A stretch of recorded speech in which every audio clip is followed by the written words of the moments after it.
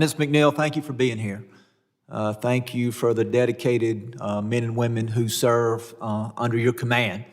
Particularly want to thank you in light that those men and women work for a period of 6 weeks without being paid, as my colleagues on the other side of the aisle chose to shut down the federal government.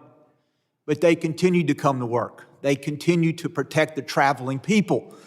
So thank you for their professionalism, for their dedication, for their hard work, particularly in a time where you talk about in the statistics that you gave that last year passenger volume reached record high. You say in your opening statement that 8 of the 10 busiest traveling days were last year, and that the men and women who serve under TSA, that they screened over 906 million passengers, 480 million check bags, and 2.1 billion carry-on bags, all for 6 weeks without getting paid, continuing to do their duty to the traveling public.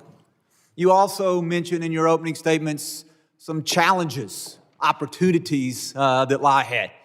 Those include the 2026 World Cup, where we know that people will be coming from across the globe to America to enjoy soccer in the World Cup being hosted here. America 250 also next year. And then 2028, we know that the Olympics will be held in California. And once again, we will have individuals coming from across the globe here, coming to America to enjoy those events. And so I want to talk a little bit about, and you mentioned this in your statement, I know this is something that is near and dear to the chairman, the passenger security fee diversion.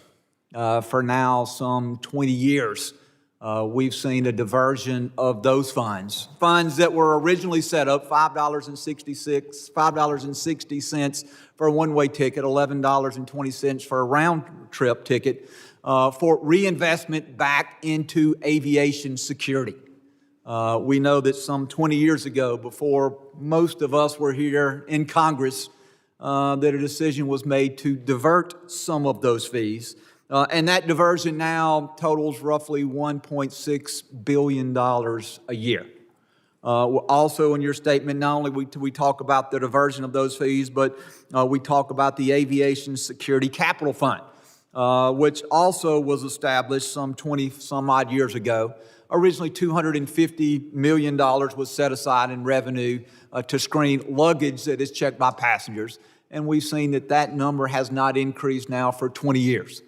You talk about the fact that we are in need of, returning those diverted fees back to TSA, putting that money back into aviation security, which is what it was created for. And you also talk in your opening statement about the need to increase the Aviation Security Capital Fund. So I want to give you just a minute, if you could, to expound on both of those. Absolutely. And Congressman, I thank you for recognizing the workforce, because seeing them turn up day in and day out throughout that government shutdown was nothing short of inspiring. And they kept our skies safe for the traveling public and did so with absolute commitment to the TSA mission. It is our responsibility to ensure that they have the best tools at their disposal to do the job that we are asking them to do. And that is why investment in technology is so critical. We are facing year-over-year volume growth at our checkpoints in infrastructure-constrained environments. The only way that we're going to be able to maintain our security posture and improve our security posture and deliver an increasingly improved passenger experience is through that combination of our human talent and technology. And that is what we are looking to work with this Congress to do, to ensure that the Passenger Security Fund is used for those purposes. I would say that there are several different buckets of technology advancements that we would want to ensure that we're investing in. One is that cutting-edge screening technology at the checkpoint that we all experience when we fly through the airports, making sure that that is detecting threats adequately as we face an evolving adversary and threat environment. Second is around identity verification, right? One of the cornerstones of our aviation security system is knowing who is coming through our checkpoints and doing that adequate vetting so we know who they are before they even show up. And then third is really bringing our checkpoint into the 21st century and providing that IT infrastructure so that we can really drive improvements on a continual basis to our checkpoints.